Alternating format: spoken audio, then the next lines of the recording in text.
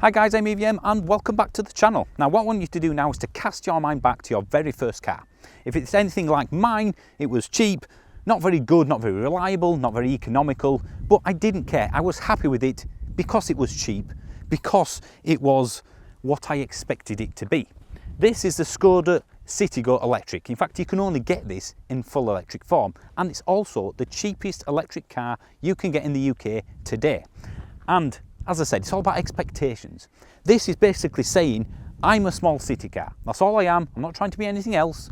I'm not trying to take a family of 5 to the airport and back. That's not what I'm here for. If you want to go to IKEA and pick up a wardrobe, you'll be disappointed. I'm a car that's going from A to B with a steering wheel and some pedals and a way of moving forward. And when you have a car with such simple expectations, it's easy to meet them. It means that you're going to be happy with what you've ordered. And I don't normally do this at the start of a video, but I have to say, this is fantastic. I love it.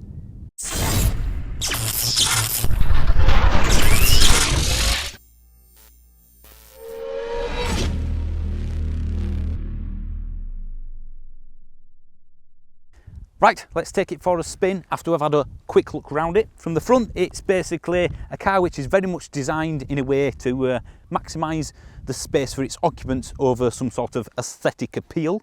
It's cute, I think is the best way for it. It's like a little puppy dog. You know, one of those little dogs with a tail that wags so fast, it's a blur. I imagine that if I said walkies too fast, it would drive up to me and start humping my legs out. Come on, walkies, walkies, let's go for a drive. It's got a very squished nose. It looks pretty much identical to the Volkswagen eUP and of course the Seat Mii, because it is the same. They're identical cars in pretty much every way. It's not just a different take of a different chassis, it's literally the same car. So if you're watching this and wondering what the Seat Mii is like, or the Volkswagen eUP, it's basically the same review. There's no point in doing that because they're the same car, as I said. And I think most of the design of these things are due to necessity of maximising the space inside as opposed to making it look nice. Ignoring the colour, I think I can live with this because I'm not expecting it to be the most beautiful car in the world. And as I said, expectations are everything. It's a car that I will just get in and use as opposed to staring at and going, yes, that's a good looking car. From the side, again, it's kind of a design that's dictated by maximising the space for the occupants. The door, very wide, at least in the front, so you can get in really easily. And even the back door, it's so far pushed back, let me just show that it's also easy to get in the back as well. I'll show the inside in a second. The boot does look very big though, so that's not boding well. But what does look good is the fact that the wheels are pushed to the corners. So handling and how it feels, its nippiness, are looking very positive because wheels in corners is a very good thing. The rear is a little bit bulbous, and that's the button to open the boot, so I've not tried to hide it. I kind of like this design ethos. It's just basically saying, I'm a car, I'm not an aspirational item, I'm just a way of getting from A to B. It's not the best looking thing in the world, it's not the worst. And quite frankly, it's a doddle to drive and park, because when you look out the back, you know the glass is pretty much the back of the car, and as I said, it's just very, very easy to drive and a cinch to get it into tight spots. The boot, let's take a look at that now, because that looks small from the outside, but what about the inside? I'm going to have to grab the camera for this one, of course. Let me just press the basic button here. I like basics. That's actually really big. I mean, this is a small city car, so you're not expecting a big boot, but actually, if I just try and give you a comparison, that's a big boot. How have they done that? I mean, you look at the side, and it looks tiny. Look, there's a wheel there, the door comes to the edge. That is, you'd easily do a big shop in that, so this is like witchcraft. How have they done it? It's really, really good and really practical. I'm actually very impressed. Oh, right, now on the inside, we're going old school because look, this thing on the gauges doesn't have a readout as in how much percentage I have left on my battery. It has effectively a fuel gauge style readout, which I weirdly like. The speedometer goes up to 100 miles per hour because the car only goes to about 81, I think. And you've even got basically a rev counter to show how much you're using and how much regen you get as well. But the old school nature doesn't end there because it's got one of these. Remember these? It's a key. And if you press that, you have a key blade. And to start the car, you have to put your foot on the brake and turn the ignition. I can't remember the last time I got into any new car, especially an electric one, where you had to turn the key effectively to start the car. But I really like that. Again, it's bringing me back to my early cars. This isn't a touchscreen, it's buttons. You remember buttons? I do. And quite frankly, I quite like buttons. You use this here to select things and that to turn the volume up and down. It's very, very out there and, you know, out of the box thinking compared to a modern car. And look, more buttons for climate control. This one is highly spec'd, so you've got heated seats. And look, lane assist, which granted is the first thing you typically turn off in a car. And of course, it doesn't end there, because this has a state-of-the-art satellite navigation system. It's basically a holder for your phone, which means Google Maps. Why bother with Apple CarPlay or Android Auto when you could just use your phone itself as a sat-nav system? Down here we have a gear knob. Again, remember gear sticks?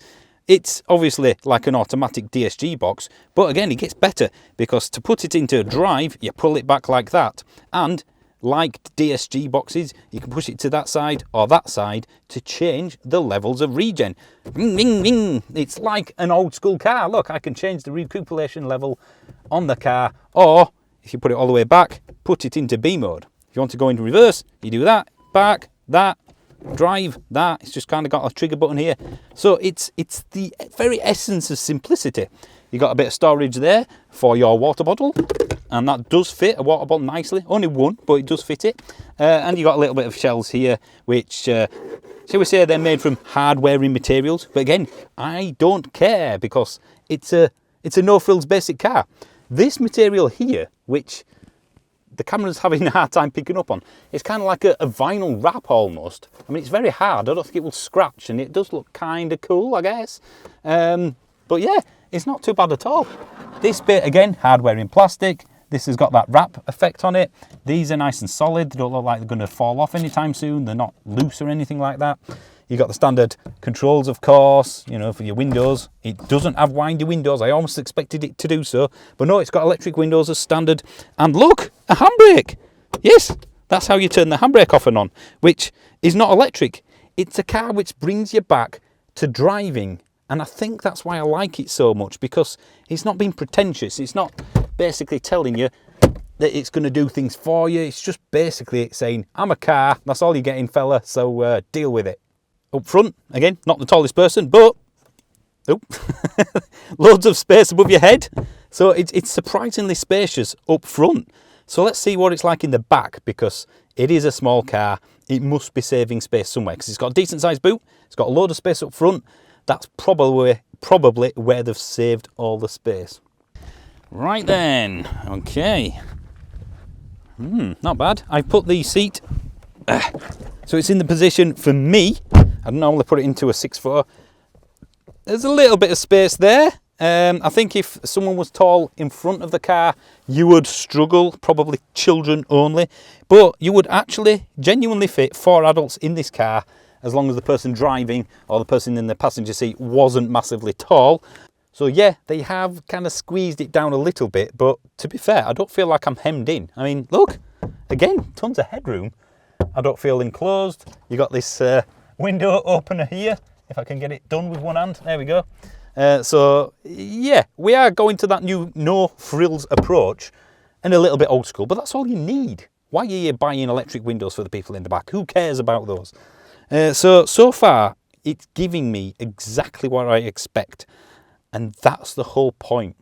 If this was I don't know, an Audi e-tron or a Mercedes EQC, I would expect this to be luxurious and spacious, but it's not. It's the cheapest electric vehicle on the road. It's a small city car, and that's exactly what you're getting. It does take me back to uni when I had my first car, though. It really does. Maybe that's why I like it so much. It's nostalgic, but in a surprisingly comfortable way. The turning circle is immensely small, as you'd expect from a car this size, but let's see what it's like. Tell you, it's a lot quicker than it looks. A lot quicker, certainly up to that kind of 30-40 mile an hour bit. I believe it's got about 80 odd brake horsepower and 155 pound-foot of torque. So this is a car which is, well, it's as quick as a Zoe, for example, a 110 Zoe, easily. The official 0 to 60 is 12.3 seconds, I believe, and I think they're being a bit conservative on that one. It does feel quicker. It's not a quick car, but around town and just accelerating up to 30, 40, as I said, it's really nippy. You can tell that the wheels are in the corner. I mean, you put the car anywhere, it goes there. It's got light steering, but very direct steering, and you can properly get some progress on these narrow roads that I'm on. Right now, if I was in the Tesla, for example, I'd be going, ooh, ooh, ooh, it's a bit narrow. In this, I just don't care. Oh, this is fun. I have to say, this is fun. Again, like your first car was fun. Not because it was a great car, but because it was small and nimble. It's very direct steering, good fun. It's a little bit whoa when you kind of go over an undulation. It does get a little bit upset, but I'm not expecting this to be a hot hatch. Go on, little thing. Do you know them cars that you think are just a lot of fun to drive because you just got your foot to the floor all the time? That's what this is. I think I've been spoiled by getting higher spec cars. You know, as I said, we now own a Tesla Model 3, which is basically the polar opposite to this electric car. But if I'm honest, right now, I'm having more fun in this. Visibility is fantastic. You can see where the end of the car is. You can see where the back of the car is when you're reversing or parking. It's going back to my driving childhood, as it were. I was at uni. I had my first Metro, which had 4 gears and 59 brake horsepower, but I didn't care. And this is the same sort of feeling. Its expectation is beyond what I thought it would be, therefore I'm happy with what I'm in. I have been driving it for work, which is basically city driving. You know, probably didn't go above 30, 40 for more than maybe 20% of the roads, and I've got 6 miles per kilowatt hour. 6! As I said, you don't have built-in touchscreen or infotainment system, but you do. It's called your phone. And that basically is what is embedded into most cars. I've never really thought about it before, but how many cars do you get into? Especially a cheap one. The MG ZS EV, for example. It's got a terrible infotainment system, but it doesn't matter because you've got Android Auto and Apple CarPlay. So that's what I would use if I owned that car. This basically has the same thing by being on your phone. However, there is one slight issue. As I was driving it around for work, I got many messages, as you do whilst you're working. And it's extremely tempting, shall we say, to just press the button and read the text as it comes up. If my daughter was driving this right now and her phone was there, you know, you get a WhatsApp message, you just know that they're going to be reading it. It'd be nice if B mode, which is the highest level of regen in this car, so you've got 4 levels, but I would like it to be just a little bit stronger. I mean, look, you've got the metal of the car on the inside, the body painted interior, and to be honest, this probably feels better than the hard plastic bit. But yeah, I get it, it's got to be like that, but I don't mind. It suits this car. You know what it is? I think I've figured out what this car is. It's beans on toast. That's what it is. Do you know when you go on holiday for like a week or 2 weeks especially, and you eat out every night, and after a while, maybe just before you go home, you're like, I don't want to eat out again. I don't want another pudding. I just want something simple. And then you go home and the first thing you have is beans on toast. You just think, oh, this is beautiful. Oh, just a simple meal again. I remember these. That's what this car is. Even over speed bumps, it's not uncomfortable. I mean, the seats are fine, but like I say, you're not really going to be driving this on a long motorway journey, are you? So I don't think any journey you throw at this is going to make you, it's not going to give you a backache. And even if you did want to do a long journey in it, which is perfectly capable of doing so, I think you'll be fine. I mean, this car was delivered to me by Skoda Press from Milton Keynes. The guy drove it up here and he'll be driving it back again. Wouldn't stop. I would say the real world range of this is about 120 miles. But if you tooled it around, especially in moderate weather like this, you'd easily get 160, 70. I'm not saying that this is a better car, I'm just saying this is better value. Even if you add CCS, because CCS isn't standard on the base model of this, and I think it should be on them all. Even if you add the 750 quid-ish to get CCS, you're still looking about let's call it £18,500 for this. Which, don't get me wrong, is still a lot of money, but in electric car terms, it's probably the best value car around. Genuinely, because it does everything the Zoe does. It doesn't have the range, but that's where your money saving comes in. It feels more spacious than the Zoe, if I'm honest. Maybe not so much in the back, and certainly not the boot, but up front, just as good. Yeah, I haven't quite got the technology the Zoe has, but I've got my phone. You know, there's a few safety features missing, I guess, that you could argue against. The E208 is clearly a nicer interior, but do you know when you get into something and you think, I like this, and I've just sat in it? This is what I thought when I sat down in this car. There are too many crossovers these days where a car is trying to be 3 or 4 different things, cover 3 or 4 different sectors or segments. This is basically saying, I'm a city car, that's all you're getting. If that's all you want, you're getting exactly what you want. And how many times do you get that in the car world? Exactly what you've ordered. In fact, it will surpass your expectations, because probably your expectations weren't that great to begin with. They weren't for me. I thought this would be a cheap car that feels cheap, but it doesn't at all. It feels very solid. Yeah, you don't get many toys, but it's not like I'll be doing long journeys in it either. It's perfect for the city and urban driving, which is exactly what it's designed to do. If you have 2 cars in your household, the range of the second car is irrelevant. So there's no point in getting like a Renault Zoe, a 50, with 200 and odd miles of range, which is incredible for what you pay. But if you've got 2 cars, then you just use the other car for the long journeys, and this is just for the local runabout. I would go for this, hand on heart, over the Zoe, over the E208, over probably the Mini, due to cost only, although I prefer the Mini to drive, which is why I have a petrol one. And I will probably go for this over the Honda E, again, just due to the fact it's about £9,000 cheaper. Now, for as good as this car is, and if I was in a position to buy a second car for this amount of money, which I'm not, but if I was, I'd be saying, buy this. But you know what? No, you can't. You can't, I can't, not for quite some time anyway.